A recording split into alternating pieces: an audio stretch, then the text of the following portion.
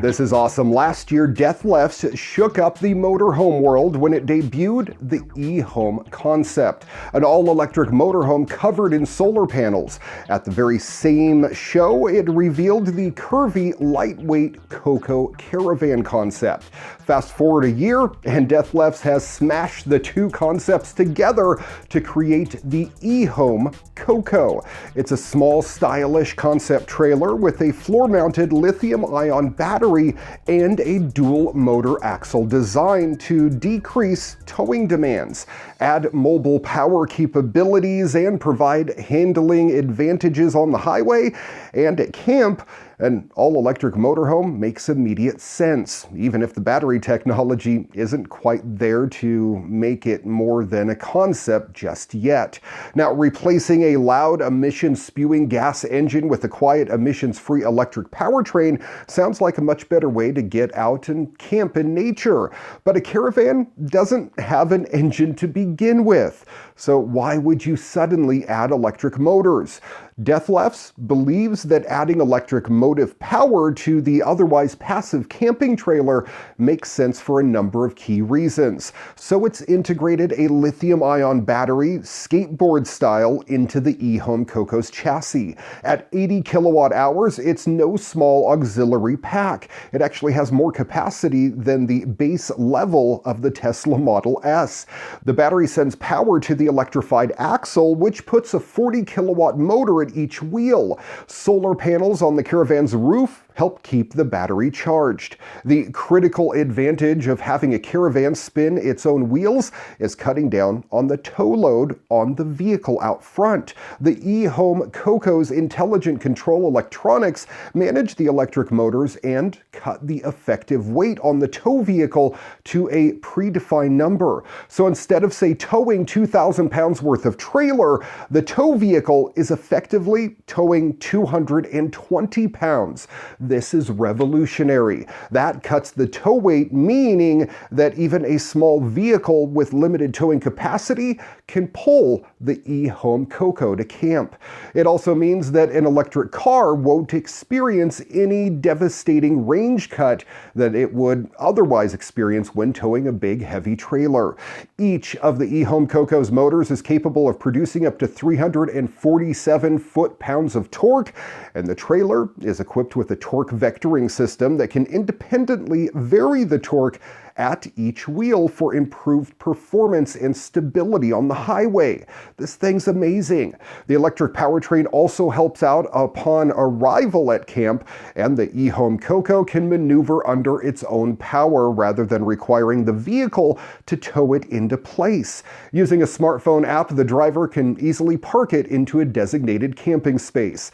A large capacity battery and roof-mounted solar panels could provide quite useful at camp, running standard electrical equipment like LED lighting, optional add-ons like air conditioning and heating, and accessories like tools, coffee makers, blenders, and more, all without the noise or emissions of a gas generator. Eventually, camping season ends and the typical trailer begins months upon months of taking up space and collecting dust. Not the e-home Coco, though, which is designed to work the entire year. Dethleffs imagines it being hooked up to the home grid, its battery serving as a backup power supply for an active part of a solar system.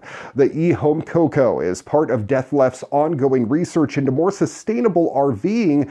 The company plans to test its effectiveness at cutting strain on the tow vehicle in the first half of 2019. Missouri has become the first state in the country to have a law on the books that prohibits food makers from using the word meat to refer to anything other than animal flesh. This takes aim at manufacturers that have duped or faked non-traditional meat. Clean meat, also known as lab-grown meat, is made of cultured animal tissue cells, while plant-based meat is generally made from ingredients such as soy. The state law forbids misrepresenting a product as meat that is not derived from harvested production livestock or poultry.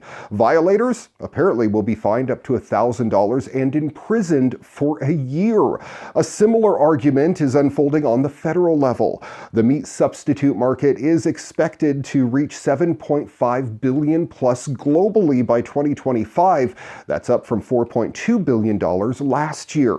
Now, according to Allied Market Research, the Missouri Cattlemen's Association, which worked to get the law passed, has cited shopper confusion and protecting local ranchers as reasons for the legislation. The big issue was marketing with integrity and consumers knowing what they're getting.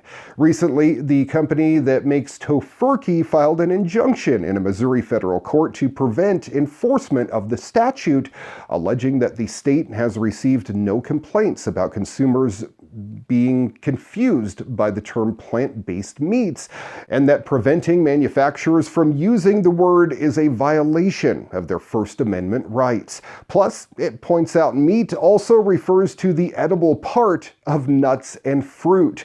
In June, the U.S. Food and Drug Administration announced it would regulate lab-grown meat. Traditionally, animal proteins are the jurisdiction of the U.S. Department of Agriculture, but apparently not in this case. Last year, James Dyson of Dyson vacuum cleaner and overpriced fan fame announced that his company would be investing $2 billion to develop an electric car by 2020, and hopefully it doesn't suck.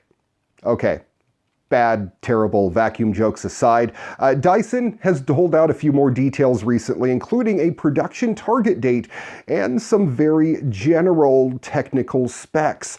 The word around the campfire is that he already has 400 people working on the project at the Dyson facility in England.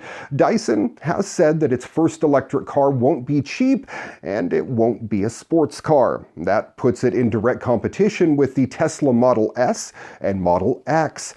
The car was initially set to feature solid-state battery technology, in which Dyson has been investing heavily in lately, but that may just be out of reach. If Dyson can bring this technology to market first, though, it will have a huge leg up on the more established competitors thanks to solid-state batteries, higher energy density, and quicker recharge times versus the standard cells. Based on what we know so far, Dyson's plan seems not unlike Tesla's, in that it will start with an exclusive and expensive vehicle, using that to develop and possibly fund a second, more affordable and advanced car, and so on. Given Tesla's production troubles with its hotly anticipated Model 3, the EV giant is vulnerable in a way that it hasn't been previously. Hopefully, Dyson gets his car developed and brought to market, competition improves the breed, and the world of EVs has benefited from increased competition already.